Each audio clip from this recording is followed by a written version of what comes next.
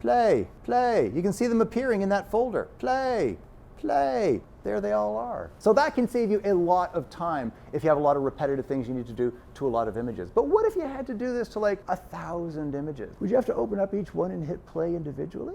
You guys can run a batch process. Let's take a look at that. Go into your output folder and just throw out these JPEGs. You don't need them. Well, I mean, if this was the job, you would. But let's pretend you've got 1,000 images you have to go through. So just go into the folder. And a fast way to throw things out, if you right-click, you can choose Move to Trash. Or if you just do Command Delete, whoosh, off it goes. It throws it into the trash for you. Now, let's pop back into Photoshop.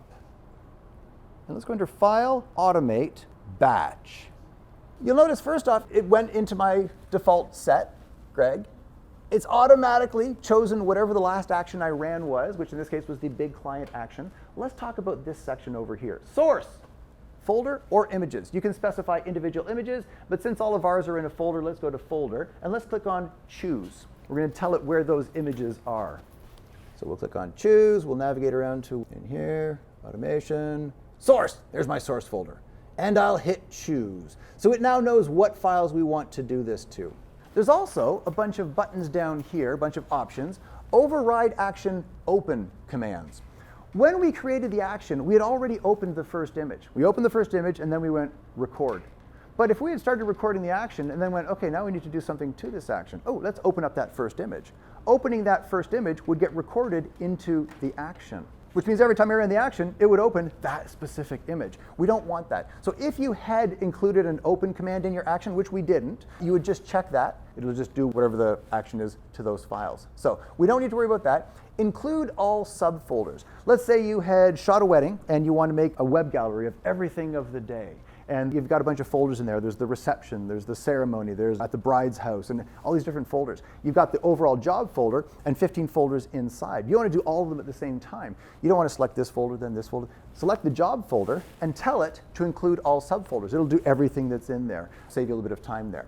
Suppress file open options dialogs. Oh, this could be very important if, let's say, you got a whole bunch of PSDs and JPEGs and one RAW file in that folder of all your past work that you want to make some JPEGs. You're doing a little portfolio thing. So you got a bunch of PSDs and TIFFs and one RAW file. What happens when you double click a RAW file? Pops up in camera raw, and then it waits for you to make it and then hit OK. So you could have like 1,000 images in there, and you're ready to run this batch and go have dinner while it runs the batch, because you know there's a bunch of stuff that's going to take a long time, and it gets to that raw file, bing, and there's camera raw waiting for you. Or one of the files is in sRGB, not Adobe RGB, and when you try to open it, you get that little color warning saying, oh, this is S, what do you want to do? And waits for you. You can tell it, well, if one of those things pops up, just ignore it. Same thing with the color profile warning. So you can turn those on if you're not sure what's going to happen. Errors. Errors can happen. You could have a JPEG that is a damaged, a corrupted file, or whatever. Do you want it to stop for errors? What if it's on that second file? It's going to, you know it's going to take like 5 hours to run all this. So you hit OK, and you go off, and you come back, and on the second image, there was an error. So instead of stop for errors, let's tell it to log the errors to a file. Log errors to file. Save as. I always just throw it on the desktop, and just to make sure I know that it's my errors file, I call it errors with a typo, and I'll hit save. So if something goes tragically wrong while it's doing the action, I'll see an errors file on my desktop. I'll know that that's mine. I'll look at it. It'll tell me which file didn't work, and I can just go do it myself to that one file. Destination. Well, we actually have a destination in the action itself, so we can leave that at none. If I'd done an action that does all these wonderful things to it, you know, brightness, contrast, makes a duplicate, blurs it, drops the opacity, and gives you that soft focus kind of thing, but then it doesn't save it anywhere, well, it's just going to end up sitting open in Photoshop. So you can give it a destination. Where do you want the output of this to go? We already have a save as step in there, and we have a close step, so we can just leave it at destination none. It'll put it where it needs to go on its own. And we're ready to hit OK. We've told it what it needs to know. And in our destination, well, that was fast. So it went through every image that was in that folder, applied the action, and there's my JPEGs. And if I look in my TIFFs, it's all in there. One last thing we're going to take a look at. A droplet. You guys ever heard of a droplet? You got to know what apps. You put them on your phone, right? App is short for application. Photoshop is an application. But the idea of a small, tiny little application, a little program, a little application that can run on its own, we just call them apps now, but there used to be a term called applet, which is like a tiny little app. We're going to create an applet, and because you can drop files onto this applet, they call it a droplet. It's clever, isn't it? No, it's not.